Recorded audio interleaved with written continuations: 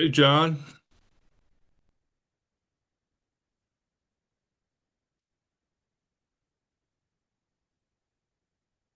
John,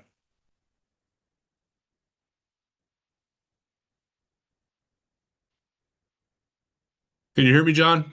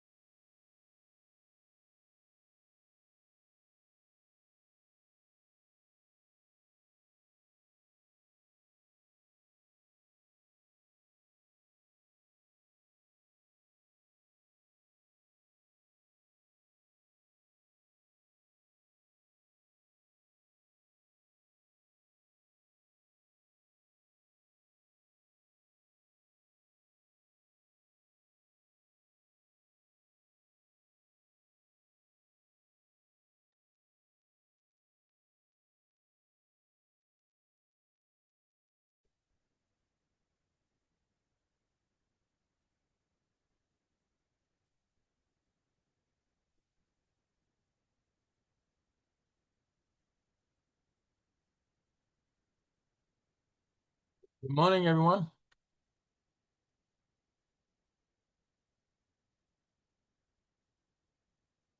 How are you, Benjamin?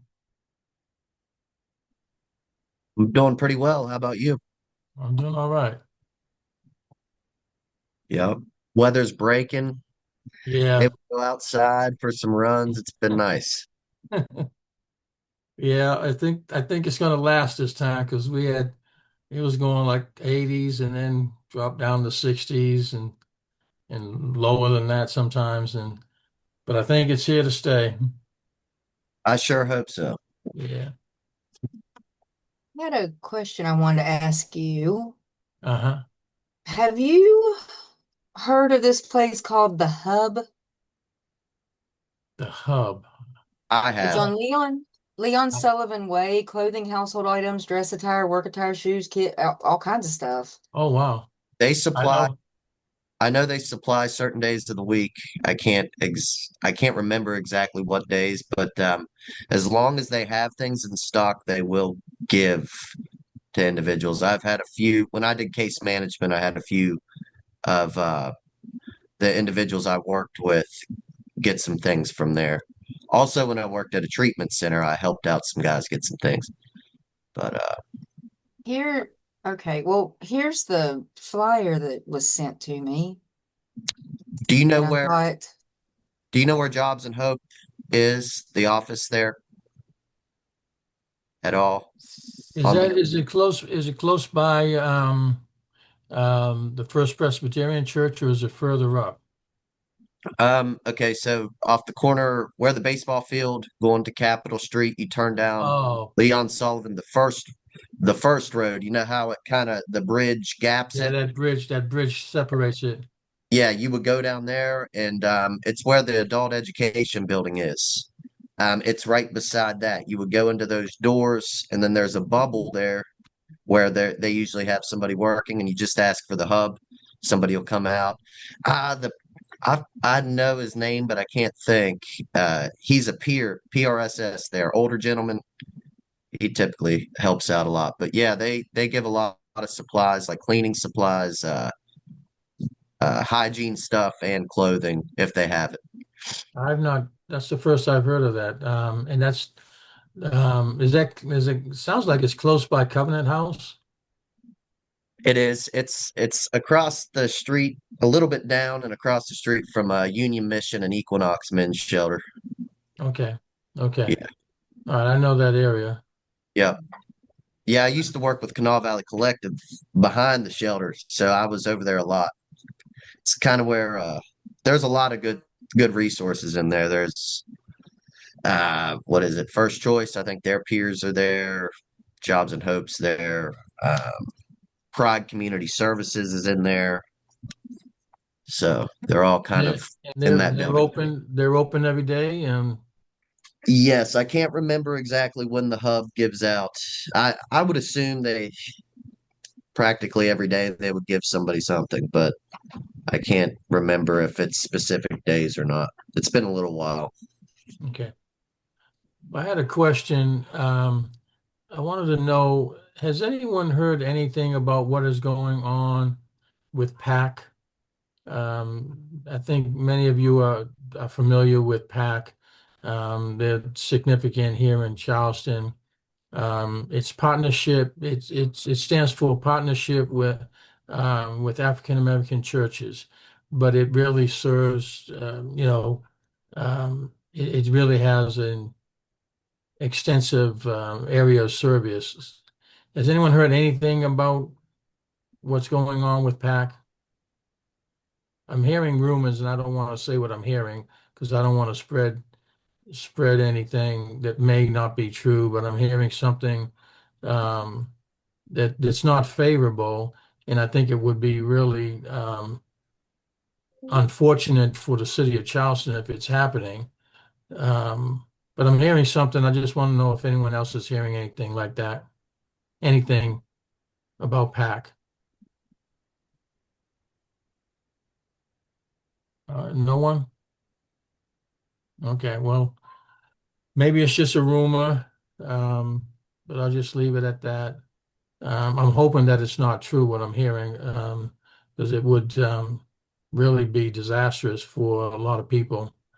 But anyway, I just want to welcome everyone on. I know that there's some that are probably still coming on, but just want to welcome everyone on this uh, uh, set this Reentry Council meeting here, Kanawha Community Reentry Council. This one here serves Kanawha County, but also probably a little bit beyond that. And but I want to also welcome a friend of mine who I've come to know over the years, Kenneth Matthew. Um, he is going to give us a legislative update. He's agreed to do this for us over the last maybe 2 or 3 years. And he's with I'm sorry, American Friends Service Committee. Um, he's a lobbyist, see him all the time in the Capitol, and he does a really good job what he does. And so before we start, I want to give everyone an opportunity to introduce themselves that maybe is new. If we could maybe go around the table here, so to speak. And I do see some unfamiliar faces. So I'm going to go around the table here. I'm going to start off with Simone Marcellus. And let me introduce myself. My name is John Sylvia. I'm a pastor for St. Paul AME Church in Charleston, West Virginia. I'm located on the west side on the corner of 2nd Avenue and Fitzgerald Street. Been pastoring there for going on 20 years. And I'm also I work for the legislature. Right now, I am on my time, not on the legislature's time, but I do work for the legislature. And so I've been doing that really, it'll be 32 years come November of this year. So, in any case, if you would, Simone, am I pronouncing your first name correctly? Perfect. Thank you, sir. I'm Simone Marcellus. I'm a program director at Marshall Health. I work on a grant that I'm working on two different grants now. One of the grants is Train, which services Cabell and Wayne County, working with folks with SUD, mental health issues, and homelessness. But starting up, we have been awarded the grant through Acorn, which is going to put me in servicing 10 counties, of which Kanawha is one of those. And I will be working directly as it relates to reentry as part of that grant. So I was in a meeting with Bev Sharp last week or Okay. 2 weeks ago now, and she gave me the information to join the councils that are relative to the counties that I'm going to be servicing. That's great. That's great.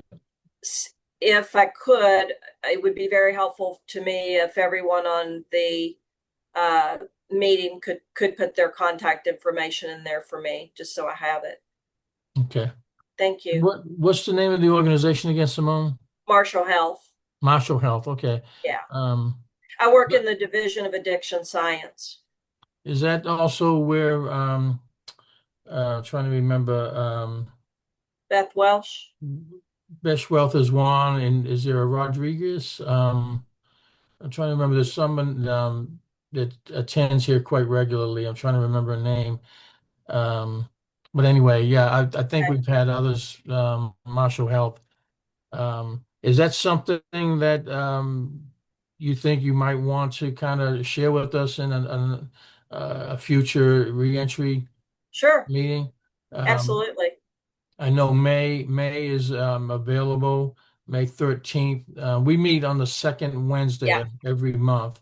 I've got And- it plugged in. Yeah. Okay. Yeah, Okay. I could do a presentation if you'd like. Yes, because that, much of what you're saying, of course, is very much needed. Yeah. Um, And so yeah, I'll have you and you're getting the emails, this email with the link. Yes, I got one Okay. when I first signed up, and then I got one this morning. Okay. And I Well, I did have put all of my contact information in the chat, including my email and my phone number. okay. Well, I And I have you appreciate listed. I have you it. listed for May, Okay, I appreciate you. and I'll put my information in the chat box here and shortly. Um, and that's good. That's really good.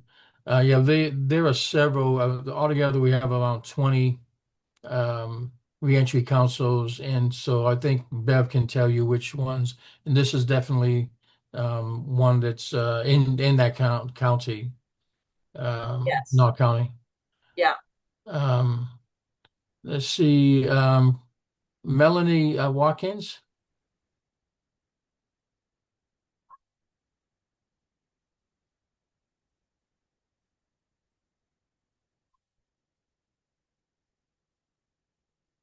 Sorry, couldn't get myself unmuted. That's all Hello, right. I'm Melanie. I'm an advocate with People Behind the Walls residents, and I'm also with Hope Behind the Walls, West Virginia nonprofit that we're starting up and running, where we'll help loved ones of the incarcerated as well as helping those coming out with reentry.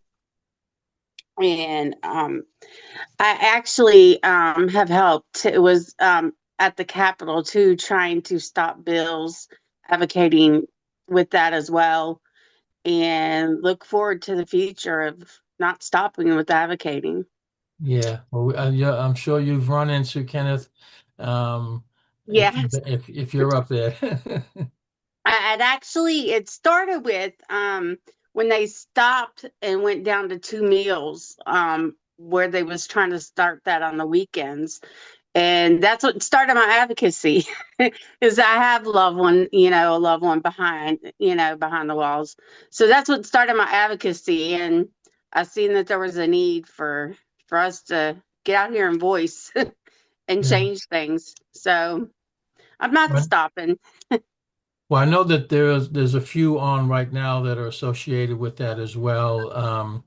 And I think it would be nice to maybe if you guys could make yourself available to present a little bit more. If maybe in June, would that work for you all? Because Sure. I've received emails from Crystal Black, who I Yeah. see here, and someone else I can't remember. And so this is first I've heard of it, and it would be really nice to hear more about People Behind the Walls, that organization and the advocacy and so forth. So if Crystal, would that be you that I maybe I can put down for June 10th? Yeah, that works for me. Okay, great. And why don't you introduce yourself, Crystal? Because I think this is the first time. This is the first time you've been on this council? Yeah, on this council. Okay. Um, my name is Krista Black, and I am one of the founders of Hope Behind the Walls. Okay. Um, I too also have a loved one who is incarcerated, and we have really dealt with a lot. Um, as somebody who has someone with mental illness and who has struggled with isolation in the facilities and such, we really have been through a lot of issues. So I started my advocacy trying to get him assistance. And along the way, I've started hearing stories of other people who were also suffering behind those walls and also hearing how it affects the families. Their hearts are broken, they're worried, they're trying to hold things down out here while also trying to learn how the system works. So we came up with Hope Behind the Walls in hopes that we can help not just those who are incarcerated, but those coming home and the families that are supporting them through the entire journey. And I did get to go to the Capitol as well, and introduced a couple bills, specifically on solitary confinement and second chance. So I will be checking in with the senator that I gave those bill proposals to in the summer. Okay. Okay. And well, I appreciate that, and love to have you guys, kind of go more in detail on your program and some of the things you're involved with. Let me go over first before we move on. Want to have Reverend Doug Dyson. Um, I met Reverend Dyson just past Friday, I think it was, at Metropolitan, and got to know him. I know he let him. Doug, why don't you introduce yourself? Certainly. Just a moment. First, let me apologize that I'm jumping in late. I'm No coming from problem. No problem. another meeting, Yeah. and it took a bit to extricate myself. Um, but it's good to be with you. I'm the new executive director for the West Virginia Council of Churches, uh, and taking over for uh, after Jeffrey Allen's retirement. And I'm looking forward to partnering with uh, you and the other regional groups of reach to find out how the council can come alongside you in your work and support you, uh, where we can partner with you. Uh, you know, Right. my ministry wherever I've been, whether it's been in the local church or the bishop's office in uh, northwestern Pennsylvania in the mountains there, or even here, my focus has always been kind of in what I call a Ephesians chapter 4 ministry. Ephesians 4 says that some are called for equipping the saints for the work of the church. And Right. so my job, I see my job as how can I help to equip you or see that you are equipped uh, to do the work that you do because it's good work and it's important work. I have a I have a brother who he's now passed away, but back when he was in his 20s, served several years for getting himself in trouble with a bank. Uh, and his reentry after his release was so successful because there was a church community that wrapped itself around him, really gave him a home and adopted him, if you will, and walked alongside him in every step he needed to re-engage in life afterwards. And so I have a personal stake in you guys succeeding in the work that you do. Well, appreciate that, Jeff. It was my pleasure meeting you last Friday. We were at a service, a Good Friday service together, and I was introduced to you. I knew, well, I know Reverend Jeff Allen fairly well. We had a number of conversations over the years, and you're taking on a responsibility that is much needed in really in the state of West Virginia, quite honestly. And so we wish you well, and you're filling some large shoes, and so we wish you well, and really, and this is good. I think this is a good opportunity for you to be a part of this council and some of the others as well, um, to see what's happening out there, what services are available, and what services are needed and lacking, and that sort of thing. So. Um, and Sam Kinston, if you would introduce yourself. Hey, my name is Sam Kingston. I'm with Samaritan Inn here in Charleston. I'm program coordinator here. We serve up to 12 men here at the house, a 6 to 18 month program.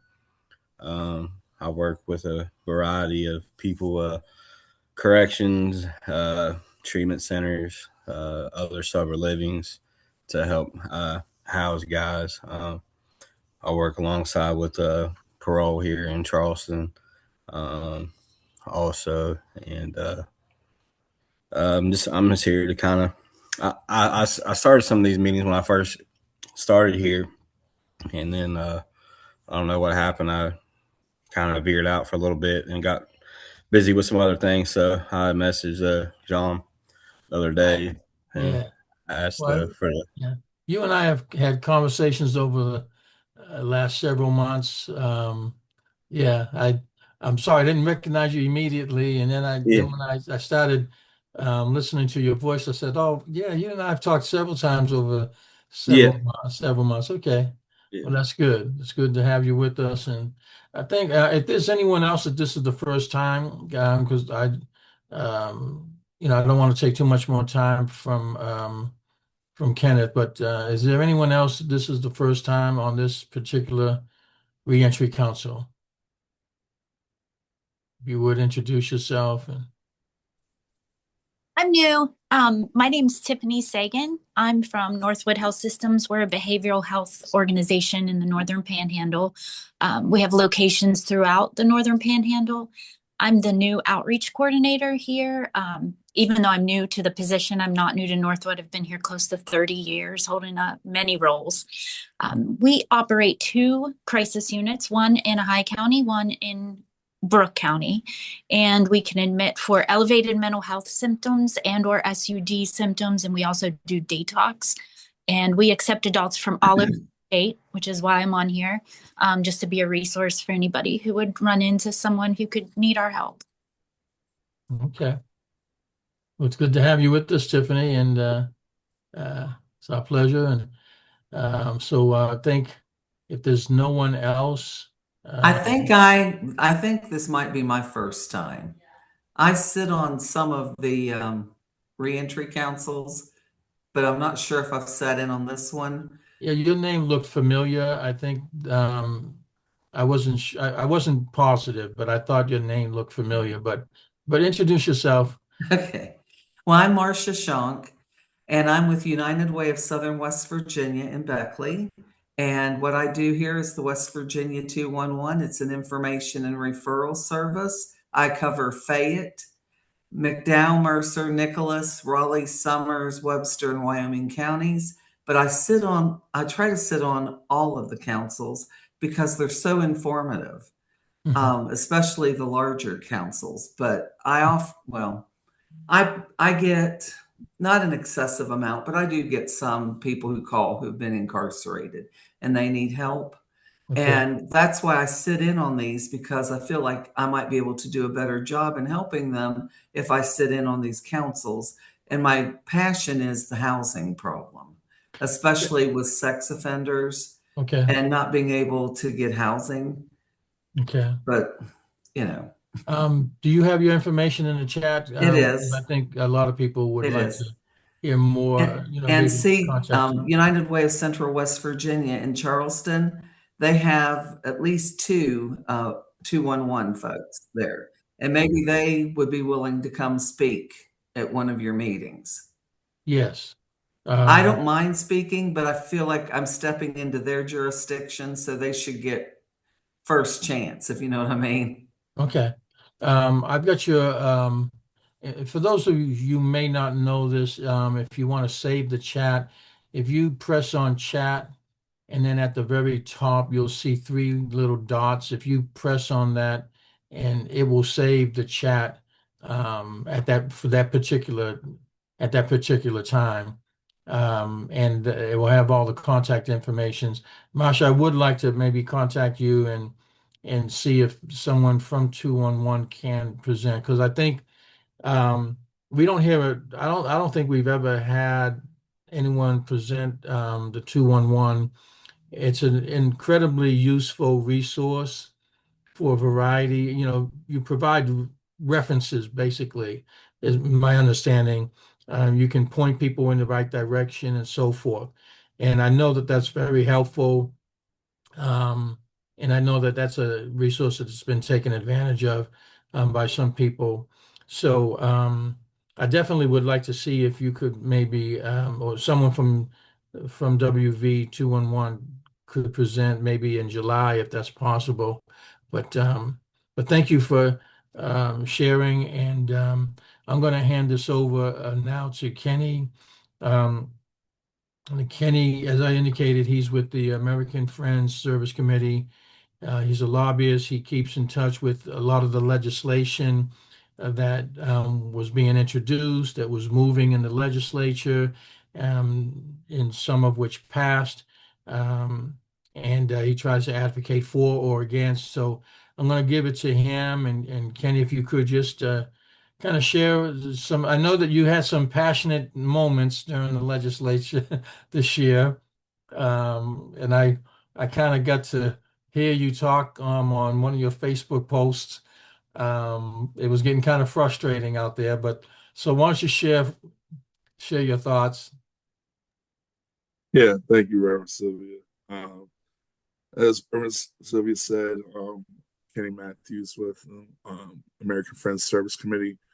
Actual title is West Virginia Economic Justice Associate. So I deal with a lot of bills at the Capitol that criminalizes poverty in some manner. And I have a very specific lens with criminal law reform due to the fact that I'm formerly incarcerated and I've done in my adult life over 12 and a half years incarcerated at different points for drug related offenses. And um, I partner with many coalitions, such as the Reach Initiative, that is the main host of the Reentry Councils, as well as the Center on Budget and Policy.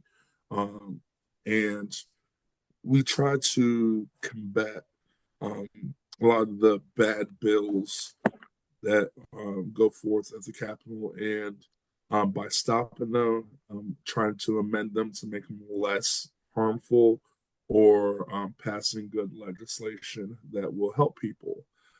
This past session, for anybody that followed, was a really difficult one for anything criminal law reform related.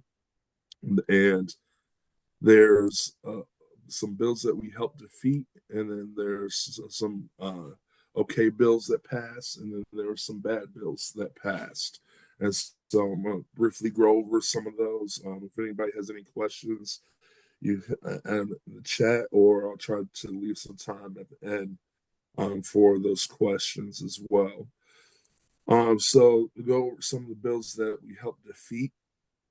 There was House Bill 5645, and it was to disallow the state to grant exemptions to the work reporting requirements for SNAP and Medicaid.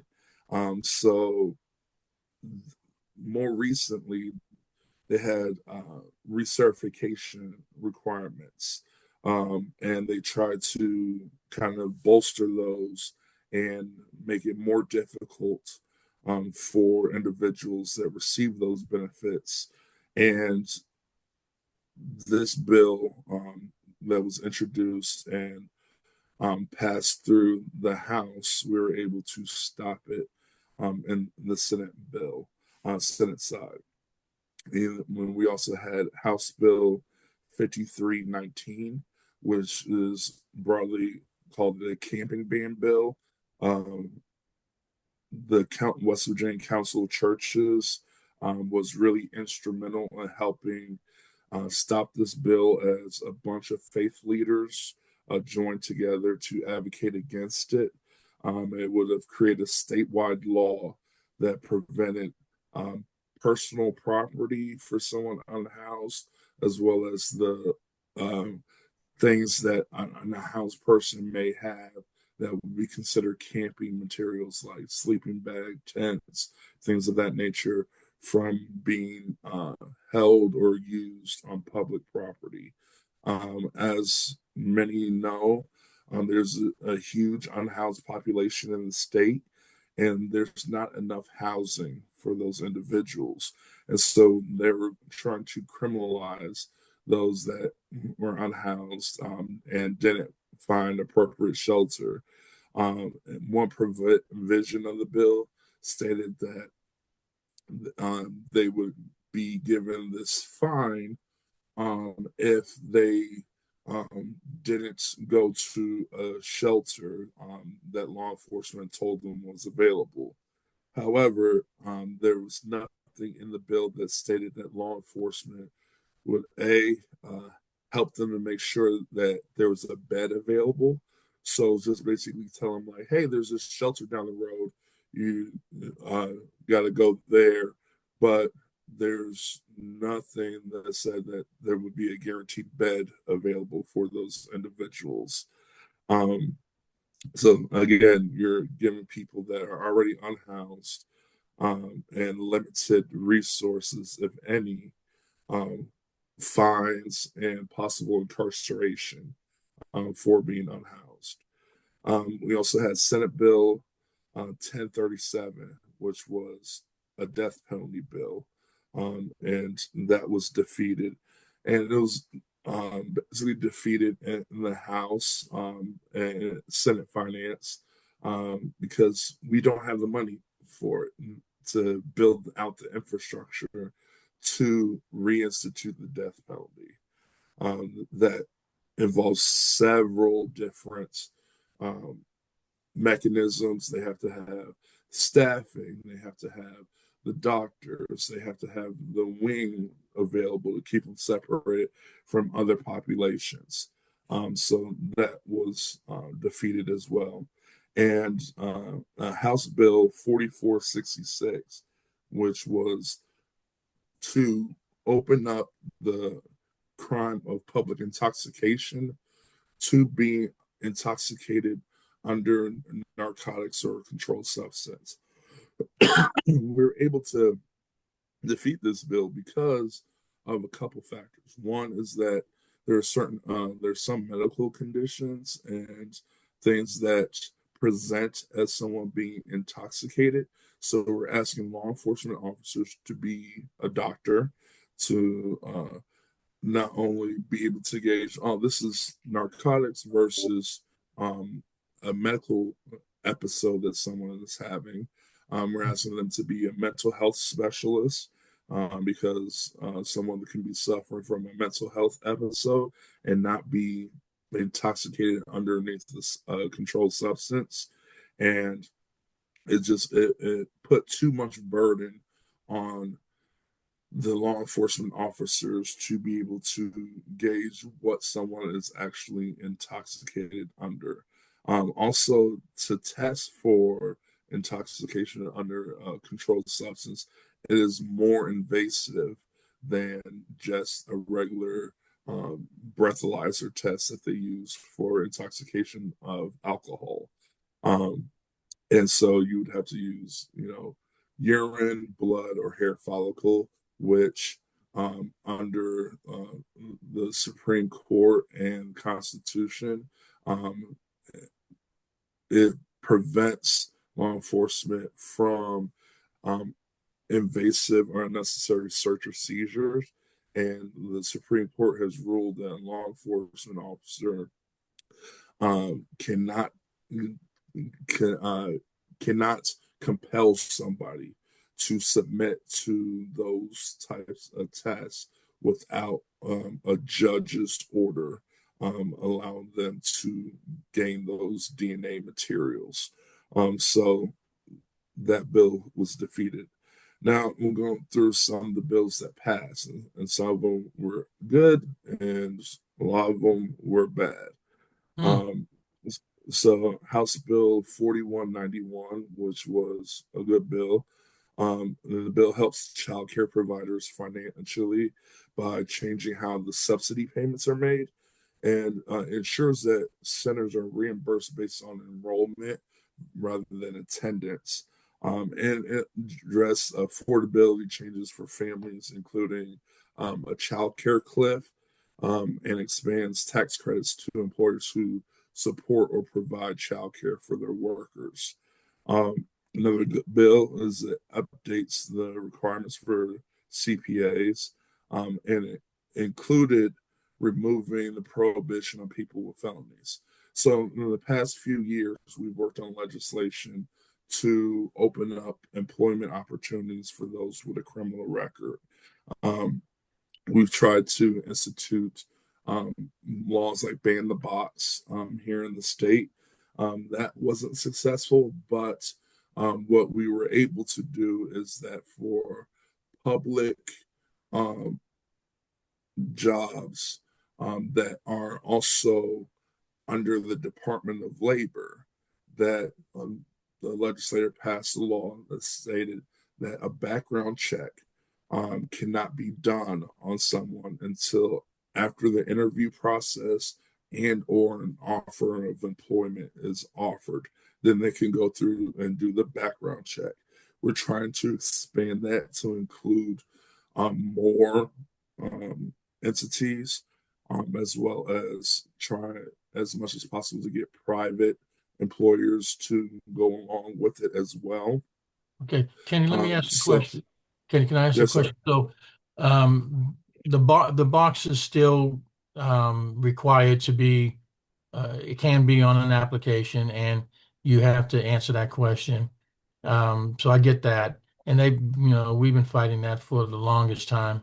Um, but you're saying that it did pass that um, background checks can only be, is it limited, that application is limited, and that they're trying to expand it to become a general law, I guess, or Yeah, so 2 years ago, um, they passed a law that said any employer that is under the Department of Labor, that's a okay, public employer, okay, um, cannot perform a background check okay, on someone as a means of right. denying them possible employment. So until an offer of employment was proffered or an interview was done with the individual, once that interview was done and they say, "Oh, we're going to consider hiring this person," then they could perform the background check. It was narrowed down before it was broader to any public employer. Um, we wanted initially public and private, but we received pushback in the House against that. So they narrowed it down to public employers. Then they narrowed it down further to public employers under the Department of Labor, Oh, which wow. deals with certain entities. Okay. And we're trying to get that expanded to other professions, such as like was done this year with the CPAs, certified public accountants, that for certain license to get employed, you have to have certain licensing. And though with those licensing bodies, what is typically done is if you have a felony conviction or previous law enforcement involvement, what they do is use this moral turpitude clause that says, "Oh, you can't get hired, you can't be licensed in this profession because you have had uh, involvement with the criminal justice system, and that shows that you aren't fit for employment underneath these roles." The bill that was passed this year, specifically with the certified public accountants, which were also in a companion bill, which was House Bill 4819 that was passed this year. It amends the licensing statutes to do away with that moral turpitude or Right. relational nexus. And it says that the conviction, um, you can be barred from employment with a conviction that directly or specifically relates to the license sought. Right.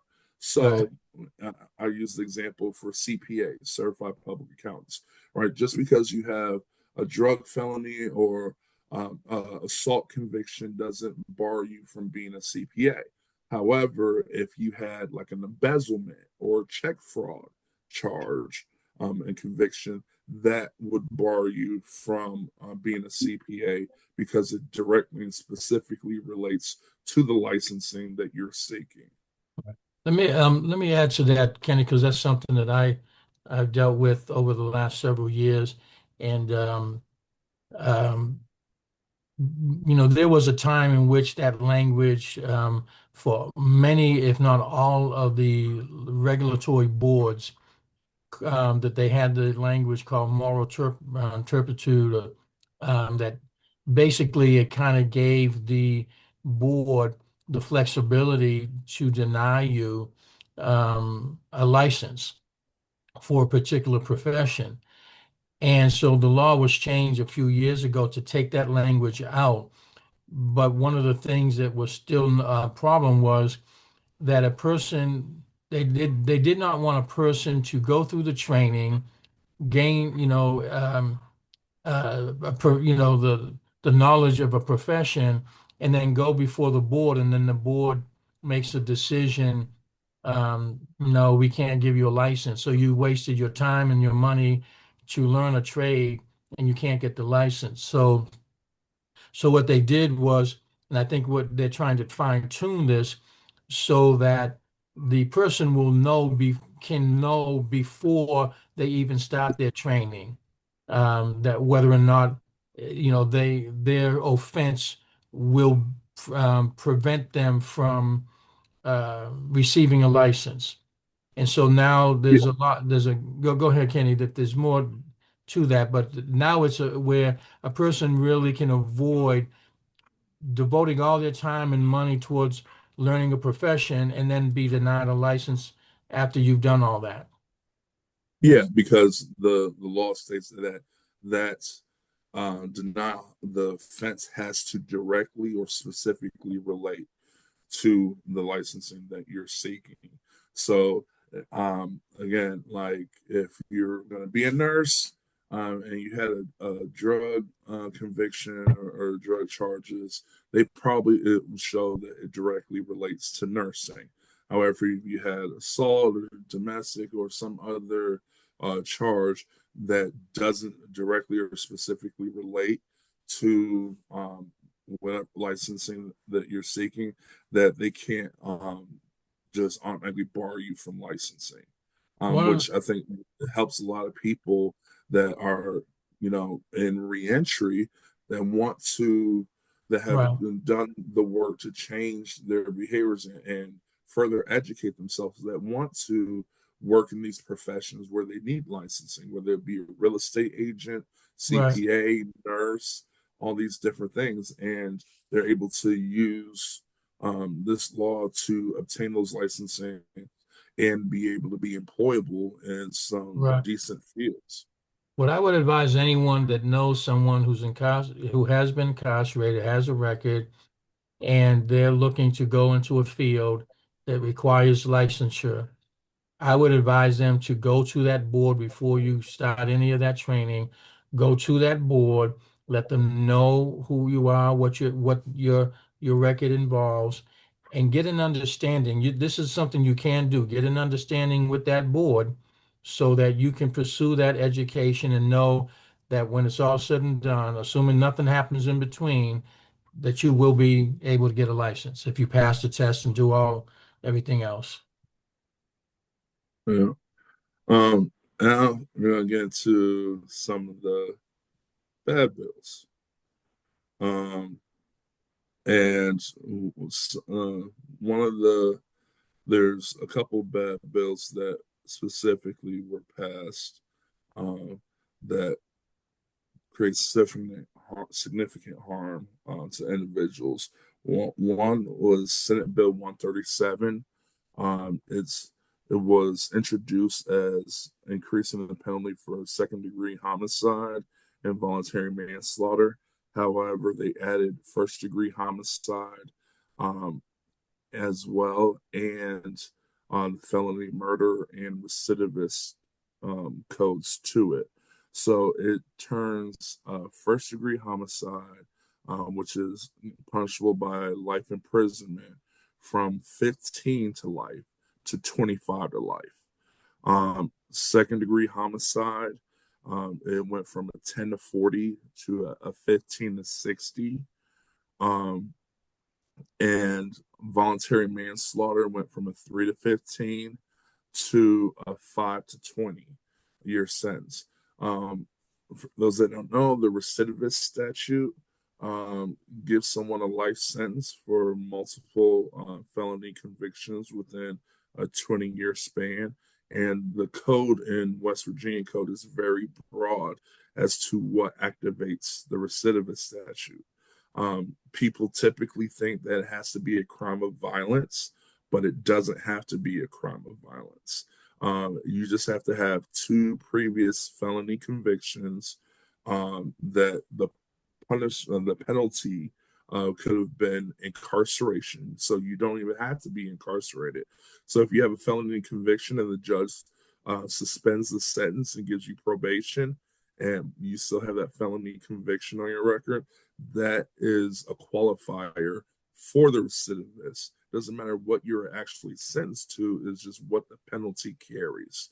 And some charges that activate the recidivist statute, recidivist, are grand larceny, arson, as well as drug related offenses. Every felony drug offense that is in 60A, which is the Uniform Controlled Substance Act, is eligible for the recidivist, and not just the homicides or the manslaughters or the wanton endangerments kind of thing.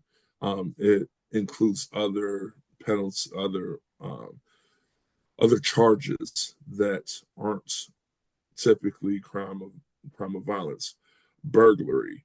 Burglary, the statute is if it's a dwelling, somebody doesn't have to live there. You can get charged with a burglary on a unoccupied dwelling, right? Because it just has to be a dwelling, what is considered a dwelling. So a house, apartment, even if it's vacant, you can get charged with a burglary.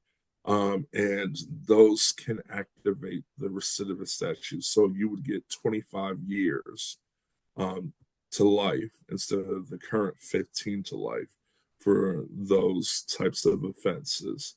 And felony murder goes to 25 to life from 15 to life. And the felony murder provision in the state, I think, needs to be reworked, because in some states you can be charged with felony murder, but you have to, the state has to prove or show that you were like an active participant. You may not have dealt the death blow, but you tied up the victim or helped in some way in that aspect. With our felony murder statute, you don't have to be an actual active participant in the homicide. Just being there or have done an action that constitutes a felony and someone dies as a result, you get charged with felony murder. So there have been cases where somebody has been a lookout outside and someone dies. They get charged with felony murder. Someone's a getaway driver, get charged with felony murder. Maybe they are committing a burglary and don't expect anybody to be home. They're in one part of the house, someone else is in another part of the house, someone is home. The other person commits the homicide and they didn't know that was going to happen, and they get charged with felony murder. The problem is a lot of people that get charged with felony murder, they try to fight it in court because they say, I didn't kill someone, I didn't mean for someone to die, I wasn't trying to hurt anybody or anything like that. And the person who actually committed the offense sometimes gets a plea for the lesser included charge of second degree, which previously was a 10 to 40-year sentence. And the person that gets charged with felony murder tries to fight it. They get found guilty and they end up doing more time than the actual person that took a life. And so this bill, Senate Bill 137, increases that felony murder provision to also 25 to life. We have an aging prison population. About a decade to a decade and a half ago, so 10 to 15 years ago, the average prison population, 1 in 8 was 50 and over, or considered the elderly population. Now it's 1 in 3, so much so that they have 2 hospice / geriatric wings in different facilities, one at Mount Olive, one at St. Mary's, for individuals that need extra care. Um, and they have positions, paid positions in the facilities for orderlies and end of life care attendants for these individuals that we are keeping incarcerated that need someone to push them around in a wheelchair just to go to get something to eat or go to a medical appointment or go to commissary. And I would say if someone needs someone to push them around in a wheelchair or someone is bedridden, how much of a danger really are Right. they to society and to the public that we need Right. to keep them incarcerated? And this bill is just going to do nothing but increase that, because the longer people do in prison, the older they get, the more the state pays, the more the taxpayer pays for their Yeah. care Can while you incarcerated. can it should be added to that because we had this bill looking at it, Senate Bill 601, which did not move, which would have allowed an inmate to petition for medical parole, and that Yes, would yeah, go ahead. yeah, that was the compassionate release medical respite bill. And what there is a medical respite and compassionate release policy already in place, but is underutilized. From 2002 to 2025, only one person has been given a conditional pardon from the state, and only two people have been released on medical underneath the medical current medical respite laws. So 601, we tried to expand and rework the medical respite, compassionate release to allow people to um, have a greater chance of getting released, allow more people to apply, put some safeguards to prevent just blanket denials of that policy. We also introduced our second look sentencing policy, which was Senate Bill 1037, I believe it was, and that didn't move as well, which would have allowed an individual that was incarcerated for 10 years or more and that was sentenced between the ages of 18 to 25 to petition their sentencing court to look at who they are now versus the time that they were initially sentenced and incarcerated to Right. determine whether or not further incarceration is needed. Yeah, we And need that that bill, and the other bill was House Bill 5156, which was also the Second Look Act. And that, I mean, we really need to try to push for that and advocate for that, because it's, people do change when they're incarcerated. Um, and there are people who have served, 10 years or more, and that really need to be looked at. um, they be given an opportunity to, look at their history and so forth. And I think it's just a bill that needs to be advocated for, because it just did not move. 5156 did not move either. Just no movement at all, no consideration at all. no, they didn't even put it on committee agendas Right. to This has even been going on for discuss. years. This has been going on for years. Yeah, and it's really bad that we are increasing penalties for individuals, which is increasing our prison population, increasing our jail bill, increasing money um, that taxpayers we have to pay, but we're not instituting any policy to really recognize those that have made significant changes in their life and are not the person who they were when they initially were arrested and convicted of the crimes against them, and keeping people that really need better medical care than what is provided within the DCR and keeping them there just because, and I've said this once, I said 100 times, we keeping people in there just because they have the audacity not to die. Hmm. And they are still alive, still somewhat functioning, but they need more care than really what the DCR is capable of providing. And instead of releasing them to family members or even facilities that can provide that care, we're just keeping them incarcerated, which is really a travesty. And when you think about the human aspect of it, but also is not very fiscally or financially responsible of the state to do that. And Kenny, correct me if I'm wrong. I mean, there's a Second Look Act that's operative at the federal level. Am I correct? Yeah, there's the Second Step Act, which was instituted as a federal law, and they have mechanisms for grantal of that second look policy.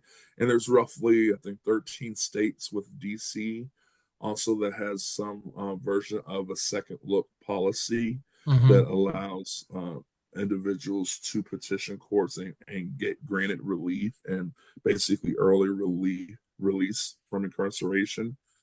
So overall in the country, there is a wave and a shift from lock them up and throw away the key Right. to allow people to that have shown rehabilitation, have shown change, or need medical help, allow them to be released to obtain that medical help or move on with their life.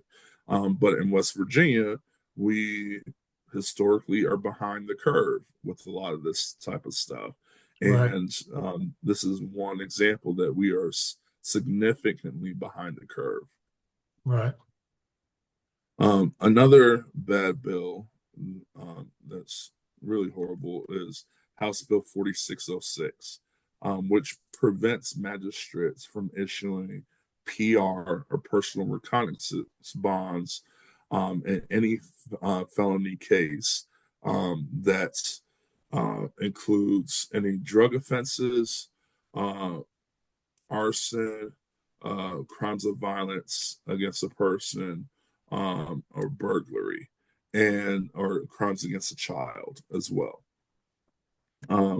And this bill is really horrible. One, because it guarantees, like, if you get charged with a drug offense, a felony possession with intent to distribute, you're going to sit in the regional until your case gets, you can petition and get a hearing date with the circuit court judge for a bond reduction. It doesn't allow the magistrates to do that. Now, it says that the magistrate can't grant a PR bond. They can grant a low bond.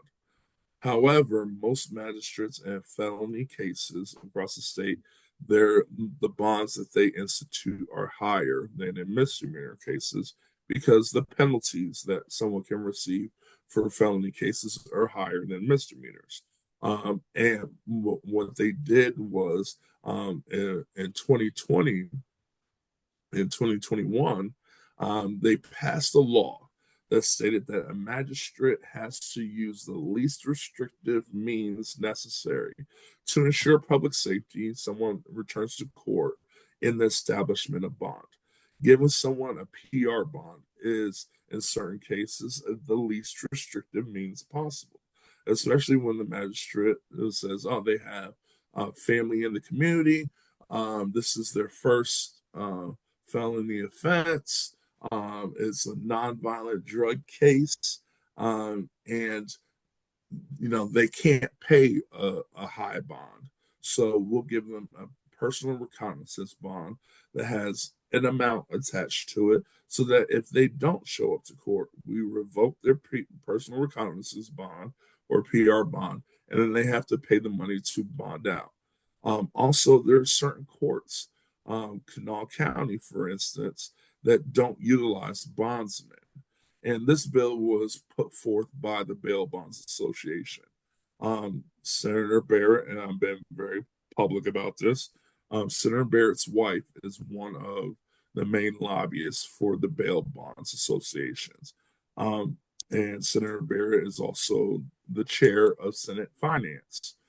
So this bill was introduced last year. We were able to defeat it. Introduced a year before, we were able to defeat it. This year, we weren't able to defeat it. They were able to get the bill passed.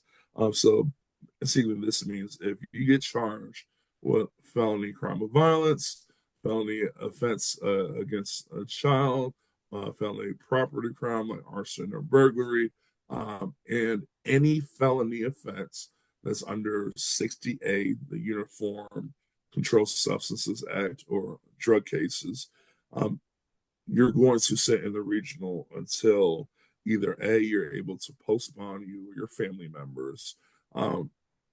If you're outside of Kanawha County and have bail bonds availability, your family pays the bail bondsman to release you, or you petition a circuit court judge to give you a PR bond and lower your bond. And again, this is going to exponentially increase the jail bill just on a conservative aspect of it through information and data that the Center on Budget and Policy has. In the first year, this is going to increase county jail bills by $10 million. And so we tried to get a veto from the governor's office. Unfortunately, there was no veto, and it automatically became law. Now he didn't sign it into law, but it just automatically came into law. Another bad bill. And, no, we're pressed for time, but another bad bill is House Bill 5444, and it increases parole supervision costs from $40 to $50. Now, it's supposed to be calculated based on someone's ability to pay, but we know that a lot of times the parole supervisors just say, this is your parole fee, you have to pay it, and sometimes non-payment of fees or fines is a technical violation that somebody receives for not paying their parole supervision fees. And I mentioned governor vetoes.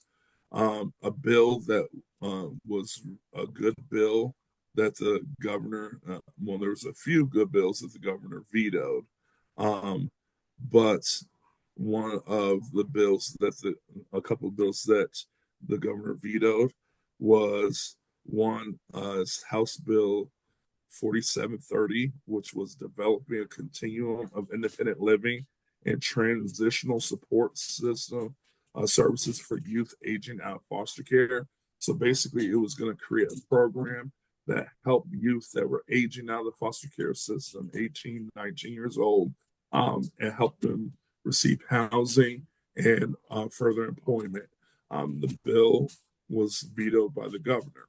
Another bill was Senate Bill 744, which was relating to critical incident review teams.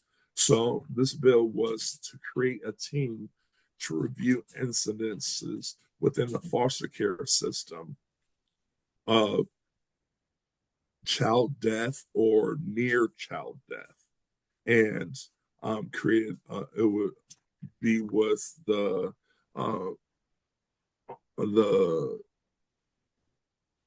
state office for the attorney general. They would have been one of the chairs of the committee, and they would have other members, and to look at death and near death of youth in foster care. The governor vetoed that bill. And even vetoed a bill, Senate Bill 558, which would increase penalties for people that drove vehicles around school buses when the school buses were stopped and their sign was out and the lights were going. Stuff that, he vetoed bills for stuff that were meant to protect children. And he vetoed those bills. So it was really interesting to see the bills that the governor vetoed versus the bills that he allowed to either by signing into law or allowed to become law. Yeah. Well, Kenny, we appreciate your diligence and your hard work and all those who are also in the legislature that during the session, Melanie and Krista, for your dedication to trying to advocate for, you know, changes that are positive and so forth. Um, and so I do keep track of some of these myself, and I did not know some of the things that you brought up, particularly the good bills that were vetoed. That seems very unfortunate. Um, that good legislation gets vetoed. Um, there was a bill also 4898 that it would have required the DCR to provide in cost those who are being released to provide them with a birth certificate. I thought that was a really good idea. It's much needed. Anything that will assist a person in getting certain types of licenses and IDs and basic information. Um, and that did not move at all. Um, and And they did pass a bill to provide um, those that were in foster care, under 18 and unhoused, with free copies of their birth certificates. okay. They did pass that bill. Um, and Yeah. again, some of the bills that they passed versus the bills that they didn't move, Right. I felt like this year, if it had any type of criminal law lens on it, they were just not trying to do it, not really trying to help people. And that they talked about this year being an economic priority, and a lot of these bills would have had positive economic implications, and they still chose not to. I Yeah. mean, it's just sometimes astounds me, like Right. what they consider. Right. I Well, had a quick question about I think it's Senate Bill 34, which imposes mandatory minimum sentencing for Schedule 1 and Schedule 2 narcotics to like 3 to 15 years. Did you do you know if anything happened with that bill? So I know let me. last year, I can look that um, up. Go I ahead, think Kenny. Senate Bill, it was trying to impose mandatory minimum sentencing for Schedule 1 and Schedule 2. yeah, I don't think that bill actually got anywhere. I know last year they imposed a mandatory minimum for any substance that had fentanyl in it, to 3 to 15. The initial version of that bill it was horrible, and it had all types of mandatory minimums, weight requirements, and things like that. And luckily, myself and several other advocates were able to amend a lot of that stuff out in the House committee, and get a lot of stuff to stop being part of the bill.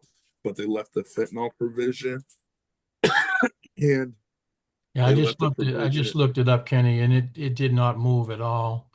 Yeah. Um, it Okay. was. I was It, just wondering, I remember seeing that at one point, and I was wondering if there was any follow up with that. well, it Thank you. said Yeah.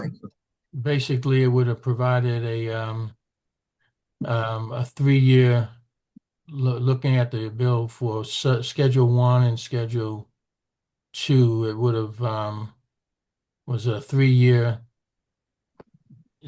sentence, I think, something like that. And that's just the have it on you, not even to with intent to distribute, just possess it. I believe I remember reading.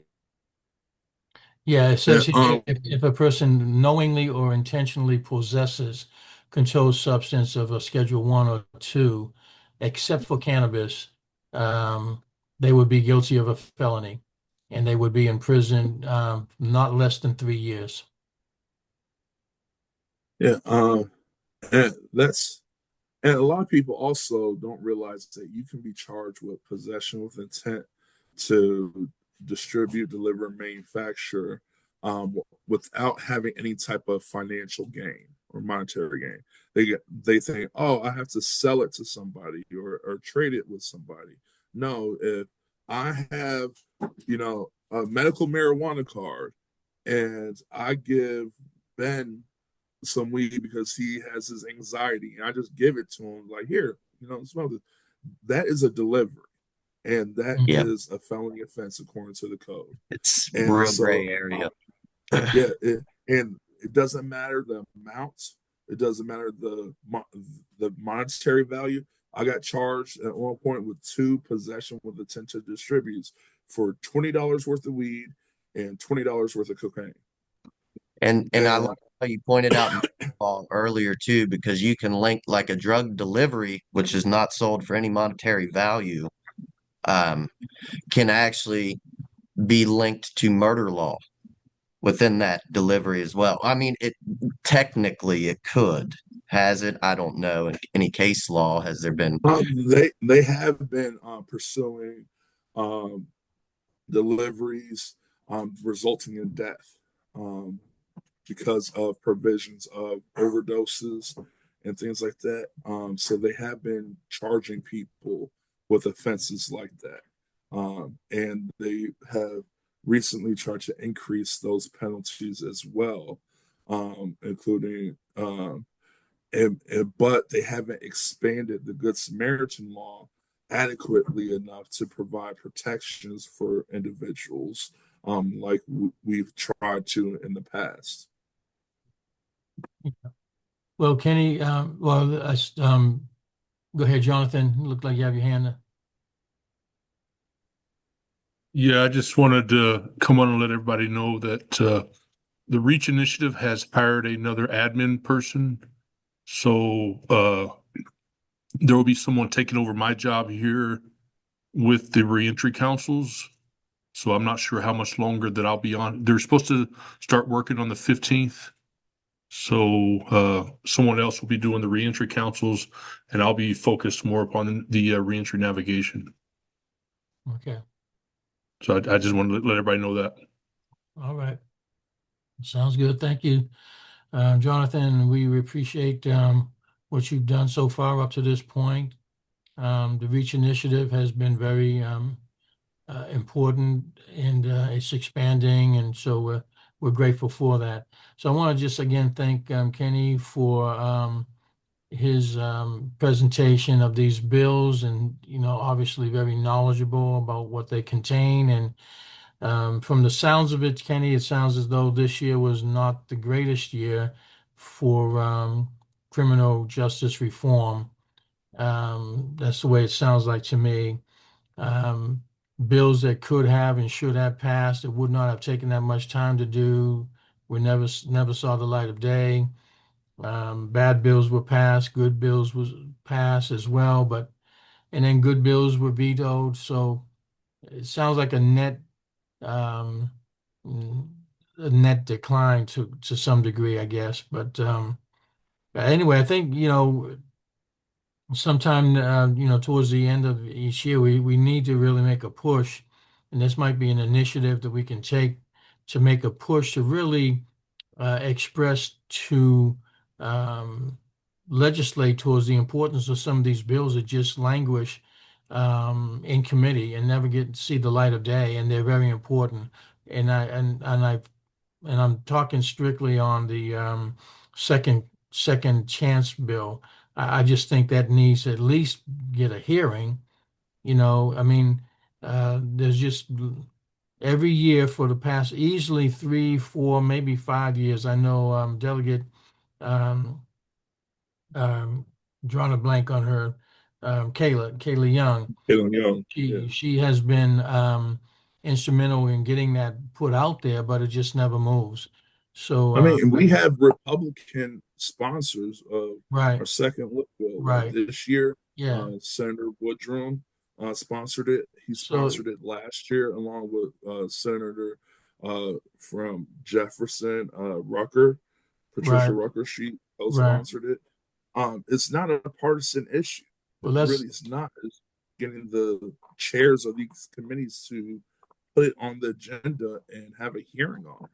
Yeah, well, we need to talk about what we as a council and just general members of the citizens of the state can do to impress upon them the importance of that particular bill and some others. And so that's going to be an initiative I think that we need to really take up and discuss on what we can do to get their attention. And I think that's really what it comes down to. Um, so I want to again thank you, Kenny, for really being there, advocating for and against, and so forth. And I just want to remind Simone, I'm going to uh, I got you listed for May 13th, and then Krista, and I'm really looking forward to hearing about behind the walls, people behind the walls. So Krista, I'll be in touch with you to see if you could maybe present in June. And again, we meet on the second Wednesday, so that's June 10th. And then Masha, um, I'd like to, look forward to hearing more about West Virginia 211, which I think is very an important United Way resource, and see if you can present in July, the second Wednesday of July. I'll be in touch with all of you.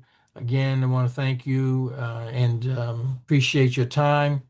And I know we went over a little bit, but there's quite a bit to discuss.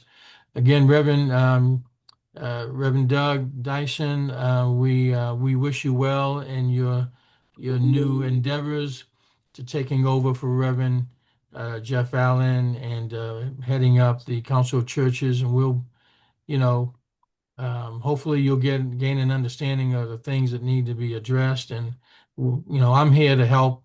Like I told you on Friday, I says, you have my information. I put it in the chat. Just feel free to give me a call anytime.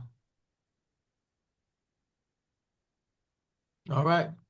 Well, y'all have a wonderful day, and we'll see you on the second Wednesday of May 13th. See ya.